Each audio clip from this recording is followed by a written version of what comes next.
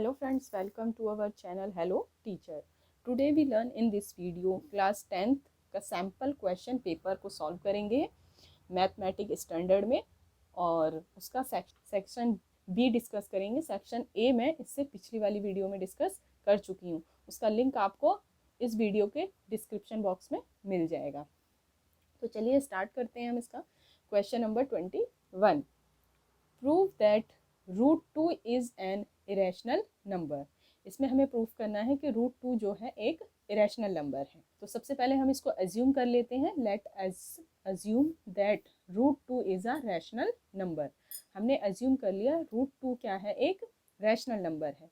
अगर √2 rational number है तो √2 इज इक्वल टू हम a/b लिख सकते हैं। a एंड b आर को प्राइम नंबर्स। ए और बी हमने कोई को प्राइम नंबर्स ले लिए। को प्राइम नंबर्स हमारे वो होते हैं जिसका ओनली वन फैक्टर होता है, वन के अलावा उसका कोई फैक्टर नहीं होता। तो यहाँ पे वन a/b लिख लिया। अब इसे क्रॉस मल्टीप्लाई कर देते हैं, यहाँ पे कुछ नहीं है तो 1 ले लेते हैं। 2 को b से मल्टीप्लाई करेंगे, √2b हो जाएगा इज इक्वल टू में a। अब स्क्वायरिंग कर देते हैं, स्क्वायरिंग बोथ साइड्स। तो √2b का स्क्वायर करेंगे, रूट का स्क्वायर 2 हो जाएगा, b का स्क्वायर b² हो जाएगा, a का स्क्वायर a² हो जाएगा। और अब इधर देखिए, अगर मेरे को यहाँ पे b की वैल्यू फाइंड करनी है तो b की वैल्यू फाइंड करने के लिए b² इधर ही रहेगा और ये 2 इससे मल्टीप्लाई हो रहा है, a के नीचे क्या हो जाएगा, डिवाइड हो जाएगा। तो a² डिवाइडेड बाय 2 हो जाएगा। तो इसका मतलब क्या हो जाएगा, a² इज डिविजिबल बाय 2। जो a² है वो डिविजिबल हो रहा है 2 से। जब a² 2 से डिविजिबल है तो a is also divisible by 2। अब नेक्स्ट देखिए हमारा a इज इक्वल टू हमने ले लिया 2c। c हमने कोई भी इंटीजर ले लिया है, ठीक है। तो अब यहाँ पे स्क्वायरिंग कर देते हैं, स्क्वायरिंग बोथ साइड। तो a² 2c का स्क्वायर करेंगे तो ये हो जाएगा 4c² ac का स्क्वायर। अब यहाँ पे देखिए a² हमारा किसके इक्वल है, 2b² के। तो a² की जगह हम यहाँ पे 2b² पुट कर सकते हैं इक्वल 4c²। अब यहाँ पे देख 2 1 जा 2 2 जा 4। तो हमारे पास क्या बचा है यहाँ पे, b² is equal to 2c²। अगर हमें b² की वैल्यू निकालनी है यहाँ पे तो हम क्या कर सकते हैं, हम यहाँ पे c² से डिवाइड कर सकते हैं 2 को। तो इससे हमें क्या प्रूफ होगा कि b² इज डिविजिबल बाय 2। यहाँ पे डिवाइड नहीं होगा, ये यहाँ पे 2 से डिवाइड होगा ये। तो b² की वैल्यू हमारी क्या निकलेगी, c²/2, यानी कि जो b है हमारा वो 2 से क्या हो रहा है, डिविजिबल हो रहा है। तो हम यहाँ पे लिख सकते हैं b² is divisible by 2, b is also divisible by 2। तो फ्रॉम हमारी ये थी फर्स्ट इक्वेशन और ये हमारी निकली second equation. From 1 and 2 a and b having a common factor 2। हमारा अभी a² और b² यानी कि a एंड b जो हमने को प्राइम नंबर लिए थे, 1 के अलावा उसका एक फैक्टर हमें क्या मिल गया, इन दोनों इक्वेशन से 2 मिल गया। तो इसका मतलब हमारा क्या प्रूफ हो जाता है, a and b are not coprime number. तो जो हमने एज्यूम किया था वो हमारा एजम्पशन हो जाता है गलत। तो यहाँ पे प्रूफ होता है √2 इज अ इरेशनल नंबर। वो रैशनल नंबर नहीं है, वो एक इरेशनल नंबर ही है। ये था इस क्वेश्चन का सॉल्यूशन। बढ़ते हैं अपने अगले क्वेश्चन की तरफ। Question number 22, ABCD is a parallelogram. Point P divide AB in the ratio 2:3 and point Q divide DC in the ratio 4:1. Prove that OC is half of OA. हमें इसमें proof करना है जो OC है वो half है OA का। हमें एक पैरेललोग्राम गिवन है, ABCD एक पैरेललोग्राम दिया गया है। उसमें बोला गया है जो P पॉइंट है डिवाइड कर रहा है AB को। देखिए P पॉइंट ये रहा, AB को 2 पार्ट्स में डिवाइड कर रहा है, उसका रेशो दे दिया 2:3। तो ये लिख दिया 2:3। फिर अगेन बोला गया है Q जो है वो डिवाइड कर रहा है DC को, और किस रेशो में, 4:1 में। तो ये रहा Q और यहाँ पे DC को डिवाइड कर रहा है 4:1 में, ये लिखा हुआ। अब हमें प्रूफ करना है OC। OC क्या है हमारा, ये रहा। OC जो है OA का क्या है, हाफ है। तो चलिए स्टार्ट करते हैं। सबसे पहले देखिए हमारा इस तरीके से ये यहाँ पे एक ट्रायंगल बन रहा है। सबसे पहले एक जो हमें रेशोस दिए गए हैं, रेशोस की वैल्यू देख लीजिए। यहाँ पे 2:3 गिवन था हमें। अगर इन दोनों का टोटल, इस पूरी एक लाइन को हमें x मान लेते हैं क्योंकि हमें ये रेशो गिवन है, कोई लेंथ हमें गिवन नहीं है, तो इसकी पूरी लेंथ को हमने x एज्यूम कर लिया। तो अगर AP की वैल्यू अगर हम निकालें तो AP कितने रेशो में था, 2:3। इन दोनों का ऐड करेंगे तो कितना आ जाएगा, 5। तो यहाँ पे हो जाएगा हमारा 2x/5, सिर्फ इतने की वैल्यू। इसी तरीके से PB की वैल्यू क्या हो जाएगी, 3x/5। इधर भी हम DC की साइड में भी इसकी वैल्यू फाइंड कर लेते हैं, क्योंकि हमें ये रेशो गिवन है। 4 + 1 कितना हो जाएगा 5। अगर D से Q की वैल्यू हम फाइंड करें तो 4/5x, और यहाँ पे हो जाएगा x/5। हमने ये वैल्यूज निकालनी सबकी अलग अलग। अब यहाँ पे देखिए AOP और QOC दो ट्राइंगल बन रहे हैं, तो ये जो एंगल A और एंगल C दोनों क्या है, हमारे अल्टरनेट एंगल है। अल्टरनेट एंगल कैसे हैं, जो हमारा एक डायगोनल बना हुआ है, इसके ये एक साइड बना है, ये दूसरी साइड, तो इसको बोलते हैं अल्टरनेट एंगल। इसी तरीके से ये देखिए हमारा एक एंगल ये बन रहा है AOP और QOC, दोनों ये क्या है, वर्टिकली ऑपोजिट एंगल। तो अगर हमें ये प्रूफ करना है कि AO जो है OC का हाफ है, तो अगर हम इन दोनों ट्राइंगल्स को कॉन्ग्रुएंट प्रूफ कर दे तो ये पॉसिबल है। तो चलिए स्टार्ट करते हैं। In triangle AOC and QOC, AOP and QOC, तो सबसे पहले हम यहाँ लिखेंगे एंगल A = एंगल 2। अभी बताया क्या से है, अल्टरनेट एंगल। और इसी तरीके से एंगल 3 इक्वल हो जाएगा एंगल 4 के। ये क्या है, हमारे वर्टिकल ऑपोजिट एंगल। तो एंगल से ट्राइंगल AOP सिमिलर हो गया ट्राइंगल QOC के, किससे, AA से। अगर ये दोनों ट्राइंगल सिमिलर हैं तो उनकी साइड्स का रेशो भी क्या हो जाएगा, हमारा प्रोपोर्शनल हो जाएगा। तो ठीक है, हम यहाँ लिख सकते हैं AO/OC और OP/OQ, और इसी तरीके से AP/QC। और ये किससे हुआ है, corresponding part of the similar triangle, क्योंकि दोनों ट्राइंगल को हम सिमिलर कर चुके हैं। जब इनके ट्राइंगल सिमिलर हैं, ये तीनों आपस में इक्वल हैं, तो जिसमें हमें वैल्यू फाइंड करनी है और जिसकी हमें वैल्यू गिवन है, हम दो उनको ले लेते हैं, AO/OC इसको, और इसको हम साथ में ले लेते हैं। तो AO/OC इक्वल हो जाएगा AP/QC। AO/OC ऐसे ही रहेगा हमारा एज इट इज। AP की वैल्यू देखिए हमने यहाँ से यहाँ तक कितनी फाइंड की है, 2x/5, यहाँ लिख दिया हमने 2x/5। उसके बाद QC की वैल्यू हमारी क्या है, x/5, ये लिख दिया हमने x/5। AO/OC as it is रहेगा 2x/5 एज इट इज। जब ये नंबर डिनोमिनेटर वाला नंबर ऊपर जाएगा तो इसके जो नंबर्स है वो ऑपोजिट हो जाएंगे। 5/x, तो यहाँ पे x से x कैंसिल हो गया, 5 से 5। तो AO/OC इज इक्वल टू क्या बचा हमारे पास, 2। अगर AO की वैल्यू निकालिए, AO इधर रहेगा तो OC 2 से मल्टीप्लाई हो जाएगा। तो क्या प्रूफ हो गया, AO is half of OC। यही हमें प्रूफ करना था। ये था इस क्वेश्चन का सॉल्यूशन। बढ़ते हैं अपने अगले क्वेश्चन की तरफ। Question number 23। From an external point P, two tangent PA and PB are drawn to a circle with center O. At a point E on the circle, a tangent is drawn to intersect PA and PB at C and D respectively. If PA is equal to 10 cm, find the perimeter of PCD. सबसे पहले हमें बोला गया एक external point P से दो tangent draw हो रही हैं, PA एंड PB। ये रहा एक्सटर्नल पॉइंट, यहाँ से हमने दो टेंजेंट ड्रॉ की, जो हमारा एक सेंटर सर्कल था जिसका सेंटर था O। अगेन बोला गया एट अ पॉइंट E, इस सर्कल पे कोई पॉइंट E था। A tangent is drawn to a intersect, यहाँ से E पॉइंट से एक और टेंजेंट यहाँ से ड्रॉ करी जो इंटरसेक्ट कर रही है PA और PB को। तो E पॉइंट से एक ये ड्रॉ कर दी लाइन D, और इधर की तरफ ड्रॉ कर दी C। तो ये भी हमारी एक क्या बन गई, टेंजेंट, जो किसको इंटरसेक्ट कर रही है, PB और PA को। तो देखिए सबसे पहले कोई भी एक्सटर्नल पॉइंट से जो टेंजेंट सर्कल पे होती हैं वो हमारी क्या होती हैं, आपस में इक्वल होती हैं। तो PA इक्वल टू हो जाएगा PB, tangent from an external point. इसी तरीके से अगर E हमारा एक एक्सटर्नल पॉइंट है तो उससे जो लाइन हमारी ड्रॉ हुई है, जो हमारी यहाँ से टेंजेंट ड्रॉ हो रही है, वो भी क्या होंगी, इक्वल होंगी। तो E से कौन सी हो रही है, ED एंड BD, और AC एंड EC। तो ये भी AC इक्वल टू EC, वो भी हो जाएगा tangent from an external point at C से। इसी तरीके से दूसरी तरफ भी हमारा हो जाएगा D पॉइंट से BD equal to DE, tangent from an external point at D से। ये हमारी टेंजेंट आपस में इक्वल हो गई। और PB की हमें लेंथ दे रखी है, कितना है, 10 सेंटीमीटर। अब हमें पेरीमीटर किसका निकालने के लिए बोला गया, PCD का। PCD ये वाले का, इसका हमें पेरीमीटर फाइंड करना है। तो PCD इज इक्वल टू क्या हो जाएगा, पेरीमीटर हमारी ऑल साइड्स का सम होगा। तो हम यहाँ ने लिखा PC plus CD plus PD, PC plus PD plus CD। PC as it is रहेगा CD ये वाली जो लेंथ है हमारी, देखिए किसको मिला के बनी हुई है, EC प्लस ED। तो मैं यहाँ पे लिख सकती हूँ EC प्लस DE, और PD एज इट इज रहेगा।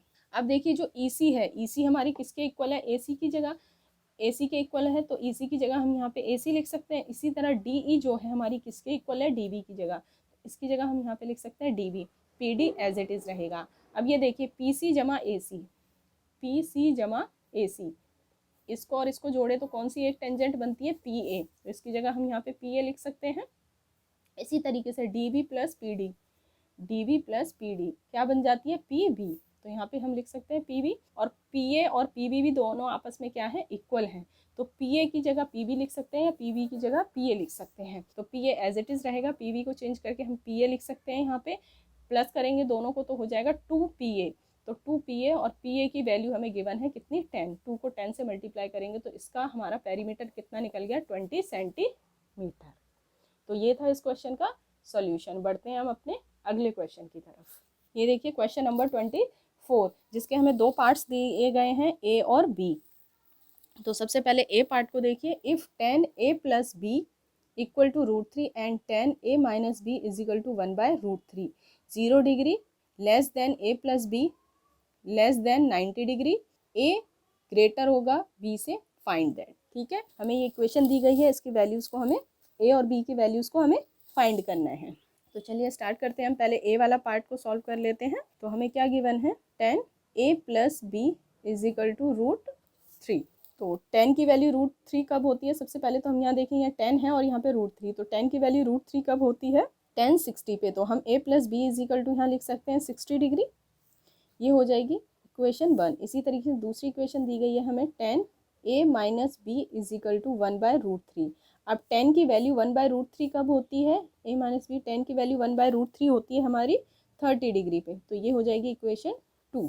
अब हम यहाँ पे कर देते हैं एडिंग इक्वेशन 1 एंड 2, दोनों इक्वेशंस को ऐड कर लेते हैं। तो A + b is equal to आया 60 डिग्री और A - b is equal to आया 30 डिग्री, दोनों को ऐड करते हैं तो ये तो कैंसिल हो जाएगा, प्लस माइनस, A + a कितना हो जाएगा 2A, 60 + 30 ये हो गया 90, A इज इक्वल टू क्या आ जाएगा 90, 2A से क्या हो रहा है यहाँ मल्टीप्लाई, इधर आके डिवाइड में, तो 2 से divide, A is equal to कितना आ जाएगा 45 डिग्री। A की वैल्यू हमें मिल गई। अब A की वैल्यू को हम किसी भी इक्वेशन में पुट कर देते हैं, तो हम यहाँ पे लिख देते हैं put A is equal to 45 in equation 1। Equation 1 क्या थी, A + b equal to 60 degree, तो A की वैल्यू कितनी है 45 + b is equal to 60 degree, B as it is रहेगा हमारा 60 + 45 है इधर आके -45, B इज इक्वल टू कितना आ जाता है यहाँ पे 15 डिग्री। A और B की दोनों वैल्यूज़ को हमने फाइंड कर लिया। ये था हमारा इस क्वेश्चन का सॉल्यूशन। अब B वाला पार्ट इसका हम सॉल्व कर लेते हैं। B पार्ट को पहले एक बार देख लीजिए। Find the value of x if 2 cosec square 30 degree plus x sin square 60 degree minus 3/4 tan square 30 degree is equal to 10। ये हमें इक्वेशन दी है, इसमें x की वैल्यू फाइंड करनी है। तो देखते हैं इसका सॉल्यूशन। ये है हमारा बी पार्ट, तो चलिए स्टार्ट करते हैं। 2, अब यहाँ पे देखिए cosec स्क्वायर 30, cosec 30 की वैल्यू हम टेबल से देखेंगे तो cosec 30 की वैल्यू होती है 2, तो ये यहाँ पे हो जाएगा 2 का स्क्वायर प्लस x एग्जिट रहेगा, फिर sin 60 की वैल्यू क्या होती है टेबल से देखेंगे तो √3/2, यहाँ पे स्क्वायर है साइन का तो यहाँ हो जाएगा स्क्वायर, माइनस 3/4। अब यहाँ पे tan 60 की वैल्यू क्या होती है 1/√3, और उस 10 का स्क्वायर है तो यहाँ पे भी 1/√3 का स्क्वायर इज इक्वल टू 10। यहाँ पे देखिए 2 का स्क्वायर करेंगे 4 प्लस x मल्टीप्लाई √3 का स्क्वायर होगा तो 3/2 का स्क्वायर हो जाएगा 4 माइनस 3/4, 1/√3 का स्क्वायर करेंगे तो 1/3 इज इक्वल टू 10। तो यहाँ पे अगर 8 प्लस ये अगर मल्टीप्लाई करते हैं तो 3x अपॉन में 4 माइनस 3 से 3 कैंसिल हो जाएगा, ये 1/4 equal to 10। 3x/4 as it is रहेगा। इन दोनों डिजिट्स को हम कैलकुलेट कर लेते हैं, 8 - 1/4, इसका एलसीएम ले लेते हैं is equal to 10। 3x/4 plus 8 और 1 का एलसीएम लेंगे, 4 और 1 का तो 4 आएगा, 1 बन जा 4, 4 8 जा 32, 4 को 4 से किया 1, 1 × 1, तो 3x इज इक्वल टू में 10 एज इट इज़ रहेगा, 3x अपॉन में 4 प्लस 32 माइनस 1 हो जाएगा 31 अपॉन में 4 इक्वल टू 10। 3x अपॉन में 4 एज इट इज़ रहेगा 10, ये डिजिट प्लस में है इधर आके माइनस 31/4, तो 3x अपॉन में 4 एज इट इज़ रहेगा। यहाँ पे 4 एलसीएम लेंगे, इसके नीचे कुछ नहीं है, 1 लेंगे, 1 को 4 से किया 4, 4 10 जा 40 माइनस 31, तो 3x अपॉन में 4 एज इट इज़ 40 माइनस 31, ये हो जाएगा हमारा यहाँ पे 9 अपॉन में 4 एज इट इज़ रहेगा, x इधर ही रहेगा 9 अपॉन में 4, 3/4 x से मल्टीप्लाई हो रहा है इधर आके मल्टीप्लाई में, लेकिन इसके नंबर्स ऑपोजिट हो जाएंगे, 4 ऊपर और 3 नीचे, 4 से 4 कैंसिल हो गया, 3 1 ज़ा 3 3 ज़ा 9। तो x की वैल्यू हमारी यहाँ पे क्या आ गई 3। यही हमें इसमें फाइंड करनी थी। तो ये था इस क्वेश्चन का सॉल्यूशन। बढ़ते हैं अपने अगले क्वेश्चन की तरफ। ये है क्वेश्चन नंबर 25। क्वेश्चन नंबर 25 देखिए, with vertices A, B and C of a triangle ABC as centers, arcs are drawn with radii 14 cm and 3 portions of the triangle so obtained are removed. Find the total area removed from the triangle. तो इसकी सबसे पहले हम picture draw कर लेते हैं। तो यहाँ पे देखिए हमें क्वेश्चन के अकॉर्डिंग क्या गिवन था, हमें इसमें 3 वर्टेक्सेस दिए गए, एक ट्राइंगल गिवन है। तो ट्राइंगल एक ड्रॉ कर लेते हैं सबसे पहले हमें, A, B and C centre से ड्रॉन, और रेडियस उनका कितना दे रखा है 14। तो ये रेडियस कैसे होगा, जब यहाँ से एक हम आर्क ड्रॉ करेंगे, ये इस तरीके से एक सर्कल ड्रॉ है यहाँ पे। तो ये हमें दे रखा है 14 सेंटीमीटर, 14 तीनों पॉइंट्स पे हमें इस तरीके से दे रखा है एक आर्क, यहाँ पर भी एक आर्क है, ये 14 सेंटीमीटर हमें गिवन है, ठीक है। और हमें बोला गया portion of the triangle, 3 portion of the triangle so obtain are removed, ठीक है। जो पोर्शन हमारा, ये पोर्शन जो हमारा कवर्ड है, ये पोर्शन हमें क्या करना है, इसमें से रिमूव करना है, ठीक है। इसका एरिया हमें फाइंड करना है रिमूव्ड वाले पार्ट का, ठीक है। Find the total area of the removed portion. तो सबसे पहले यहाँ पे अगर देखिए हमें क्या कर सकते हैं हम, अगर इन तीनों, ये हमारा क्या बन गया है अब, एक देखिए एक सेंटर का अगर ये देखें तो एक सर्कल का अगर ये इतना पार्ट लेते हैं तो ये क्या बन जाता है, एक हमारा सेक्टर हो गया है। तो इसमें इस तरीके से कितने 3 सेक्टर बन रहे हैं हमारे। तो सबसे पहले हमें इसमें पता होना चाहिए एरिया ऑफ सेक्टर। तो यहाँ पे area of sector, area of sector क्या होता है हमारा, θ/360 इंटू पाई आर स्क्वायर, ये होता है इसका फॉर्मूला। तो हमारा टोटल एरिया रिमूव्ड कैसे निकालेंगे, टोटल एरिया रिमूव्ड हमारा कैसे आएगा, area of sector with angle A plus area of sector with angle B plus दूसरा एरिया लेंगे area of sector with C. तीनों का सेक्टर हम ऐड कर देंगे तो हमारा टोटल एरिया निकल जाएगा। अभी फॉर्मूला मैंने लिखा थीटा, अब यहाँ पे थीटा की वैल्यू तो हमें कुछ गिवन नहीं है, तो जो एंगल गिवन है हम उसी को लेंगे। यहाँ पे एंगल बी है, ये एंगल ए है और ये एंगल सी है। तो यहाँ पे हम लिख सकते हैं एंगल ए अपॉन में 360 इंटू में पाई आर स्क्वायर, ये हो गया सेक्टर ए का एरिया। फिर सेक्टर बी का, तो एंगल बी अपॉन में 360 इंटू में pi r square plus angle c upon में 360 इंटू में पाई आर स्क्वायर। अब देखिए इसमें सबसे पहले हमें कोई चीज़ जो कॉमन आ रही है वो ले सकते हैं।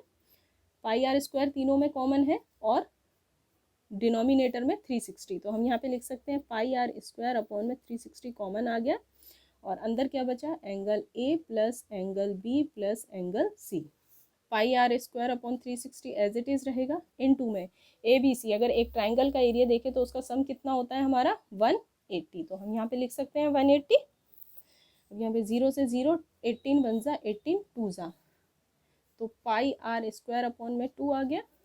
अब इसमें वैल्यूज़ पुट कर देते हैं। पाई की वैल्यू क्या है 22 अपॉन में 7, रेडियस हमें गिवन था 14 इंटू 14 अपॉन में 2, 2 1 ज़ा 2 7 ज़ा 7 से 7 कैंसिल हो गया, यहाँ बचा 22 मल्टीप्लाई 14। अगर इसे मल्टीप्लाई कर देते हैं तो ये आ जाता है हमारा 308 सेंटीमीटर स्क्वायर। ये निकल गया हमारा एरिया ऑफ रिमूव्ड। ये था इस क्वेश्चन का सॉल्यूशन। आई होप आपको सारे क्वेश्चंस अच्छे से समझ में आए होंगे, और इसका जो सेक्शन सी है वो मैं नेक्स्ट वीडियो में आपको बताऊंगी। Friend, like this video, please subscribe my channel and share with your friends. Thank you so much for watching this video. मिलते हैं नेक्स्ट वीडियो में।